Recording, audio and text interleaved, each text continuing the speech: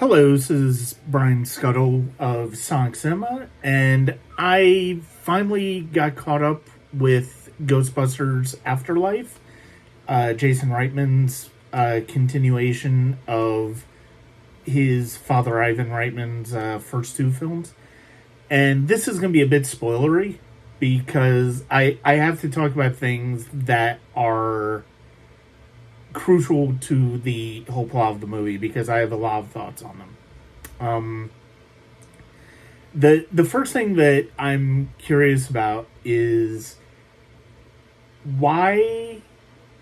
I mean, I understand it's at night, but why, when they already did receive permission to use the late great Harold Ramis's image to create a ghostly portrait of him in the climax of the film, did they feel the need to basically go out of their way in the staging of the first scene of the movie when we essentially see him die? Why did they go out of their way to blatantly hide his face? It was very distracting as somebody who knew that the later image was coming.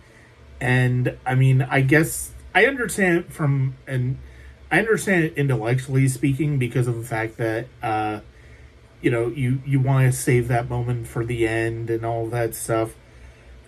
And it's okay, but I will admit it was a bit awkward at the end that he doesn't say anything. And that I appreciate it because of the fact that they didn't ask some poor actor to try to mimic how distinctive Harold Ramis's voice was. But it was really distracting, and tying that in with the distraction of the beginning where it's like, oh, we're going to show you this person, but we're not going to show you his face, even though we basically have an idea of who it is anyway because of the trailers. So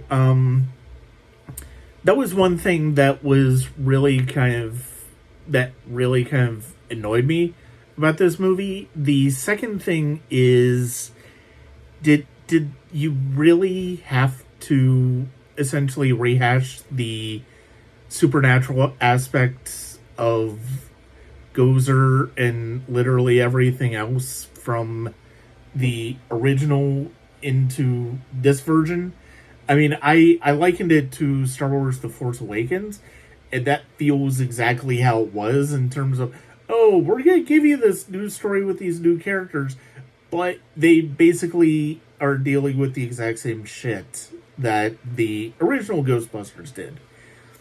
That being said, I will say, I really like the way that the original Ghostbusters were brought into the film. I even kind of like the gratuitous sequel setup in the end credits. I don't mind that.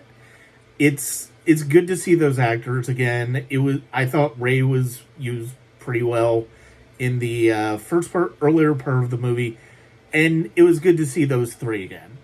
That being said, the fact that the whole story was involving Gozer and that whole plot line, and we basically saw that plot line just come back and be used in a different way to introduce these new characters, really got on my nerves. It didn't do anything for me as a fan. I didn't enjoy it more because of that. I didn't feel like I got anything out of it. I love McKenna Grace in this movie. I love Phoebe as a character. I think Phoebe is a rich character in this movie. I sort of kind of go back and forth as to whether her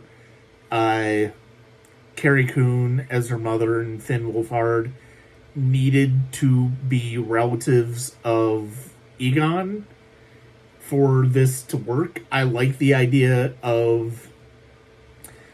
I almost like the idea of these characters, just being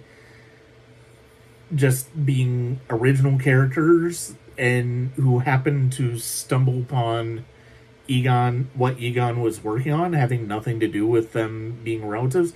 I mean, it kind of ties into a lot of the things that with the original Ghostbusters, the fact that he abandoned his family, friends, and all of that. But if you watch Egon in those first two movies, you don't really get the impression that he's going to have a family, and it's like, so it that's another thing where it's like, I understand to a certain extent why they're doing it, and it's the natural thing to do, but at the same time, I guess it's something that you can bring Annie Potts in, and she's part of the movie. There's a lot of things about this, and I even like the character podcast. I don't like his name. I actually like what he's doing, and I like Logan Kim gives a good performance. I think he and Phoebe are actually good characters to base this movie around. Trevor, Finn's character, is less interesting. I get why he's in there. I mean, I think it would have been, and because he's older, probably is the reason you make him brother and sister. But whenever it was focusing on him, I wasn't as interested. Carrie Coon is very good as the mother. I really enjoyed her. Paul Rudd as Gruberson was really enjoyable. I have some issues about this movie, but I didn't dislike the sort of tone that went for, sort of that Amblin kind of tone that went for, as much as I expected to. That's a credit to the screenplay Reitman wrote with Gil Keenan, and the way they pulled it off. Again, I have issues with the fact that they basically recycle the original story. I have issues with other things, but on the whole, I enjoyed it more than I expected, and I think that's about as much as I can say about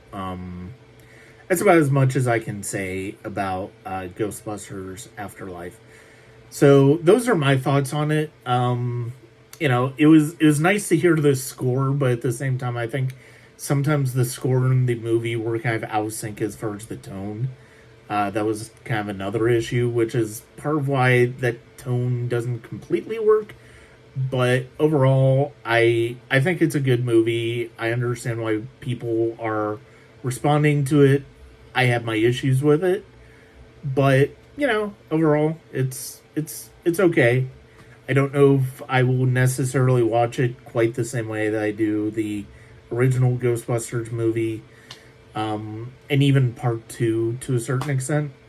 I think the 2016 one might capture a bit more of what I think a continuation of Ghostbusters could have been, but they did a pretty good job with it. And if we get more of McKenna Grace as Phoebe, I'm not going to complain, because she was really quite good in this movie. She made the movie for me.